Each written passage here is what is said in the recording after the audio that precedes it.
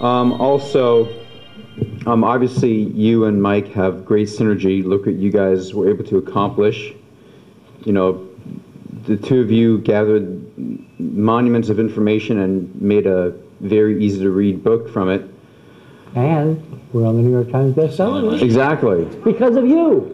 Look, it doesn't matter what we do. No, not because of these people. Yeah, The I got the books for response, free. I had to buy a lot of books, yeah. And so, It's how the audience is responding. It's people like you that absolutely now want to know and who are making this a political success.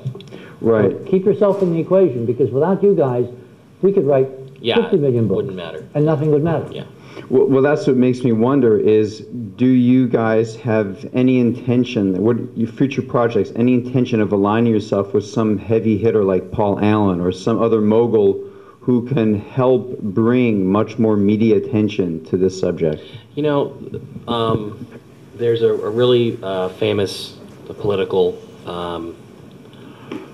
radio host named Rush Limbaugh who says, people always ask me, am I ever going to run for president? And his answer is no, because once I have to stick my hand out and ask you for money, I am compromised. My principles are compromised. So I think that's what happens when you get involved with people with lots of money. So we have to do this from the ground up, from the grassroots up, in order to maintain the integrity. The reason we went with Feral House as a publisher is because we knew Adam would not censor what we wanted to put in the book. We weren't worried about stuff that might be objectionable. We were worried about a big publishing house, if we went to them, saying, well, you can't say this about NASA, and you can't say that about NASA. And, you know, we've documented our case, but NASA has contracts with just about every major publisher on the planet. So, unfortunately, I don't think there's a lot of hope in that. And usually when people have approached you in the past that have a little bit of money, it hasn't turned out well. It has strings. It always has strings. Now, the upside of being bestsellers on the New York Times list, we're probably going to make some money. Someday. You can take this to the bank that we're going to turn a lot of that back into getting to the truth, to continue the campaign. That's what I've done all my life in this. That's what Mike is doing, except for the money he spends on girls. And, you know, this is only the beginning. There is no limit on what can happen because people seem to get that there is truth out there. The truth is out there, and a good chunk of it is between the covers of Dark Mission.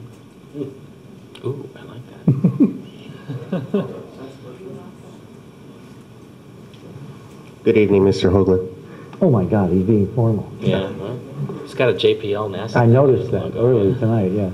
I think the timing is absolutely amazing on your coming out with the book. And we have 2 missions in play right now for Lunar Operations. Yep. I'm heading back to China in order to go over some of that information and have meetings. So in doing so, I kind of... card? Yeah, I absolutely do, sure. You want mine? Yeah. Good. So I think it's interesting that we can go ahead and make a timestamp tonight. And I've never really studied or have any real background information on you. I was basically brought to you by a friend. Kicking and screaming? To listen and see. I'm very interested in any aspect in how you tie in George Lucas with Star Wars and all of that. That's a whole other discussion, I think, outside of this kind of forum, which people, I don't think, like you said, there's conditioning. But we have 2 events that are real that are going on right now. You mean the Japanese and the Chinese mission? Yeah, primarily the Chinese mission. You know, 8 years ago, China made the big announcement, we're going back. And I think it was pretty much ignored or rolled off the shoulder, head fake. Then they did their manned orbital mission. Now they have their lunar mission. I think if people take a look at what's happening with the industrialization of China, that it's a real fact that there's a new player on the street. Absolutely. Okay. That's my role with the joint venture with the Chinese. The Russians play a very sub role in the activities that are going on over there. So we have right now an evening event that we can timestamp. I'm interested in going back with your information and seeing what you're forecasting with the lack of response from the United States. You mean the lack of public response?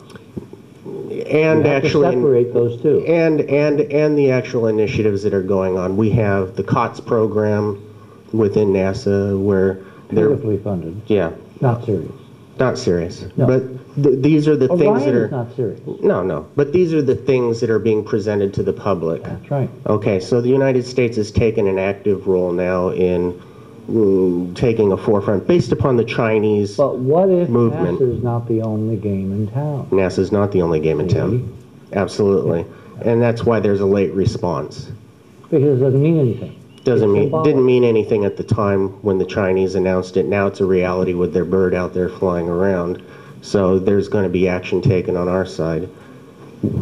What do you see that I can timestamp tonight as a case as far as when this data comes in, new imagery comes in, what do you think the disclosure probabilities are going to be, and what do you think the United States response to a possible disclosure will be the remedy from the United States side in response to any disclosure that might come out of China? Okay, this is a really crucial question, and I don't think we have enough time to explore all the dimensions of this publicly. Let me say just a couple of things. There have been some very interesting revelations recently from a writer for, was it Forbes? Fulford writes? Yeah, Benjamin Fulford. Okay. Claiming that there is a whole kind of secret society hidden aspect to China, to Asia, which is in opposition to the Bush people, the neocons, et cetera, et cetera. If the Chinese mission is controlled by the overt communist Chinese government, it's part of the usual game. Right. If in fact it's controlled by this other level group, it's a much more interesting game. It's a much more interesting game now. And the one that would be status quo, it would all be secret. The other might be used as a forcing function to get more honesty from our guys. That could be part of what the Putin thing is all about. Mm-hmm. We could be reaching a real crescendo prior to 2012, where us could hit the rotating receptacle big time, as they believe. And so I am projecting cautiously tonight that we're on the eve of some major breakthroughs at those levels. And someone is utilizing what we're doing, coincidentally, to help advance that curve. Yeah. That's my take at the moment, based on the information I have. You're right. Anybody? I think you're absolutely right. I think that's exactly what it is. It's a power play, and that's why they were so interested in what we were doing there in Washington. And China is about to play a big card, and they may never do it publicly.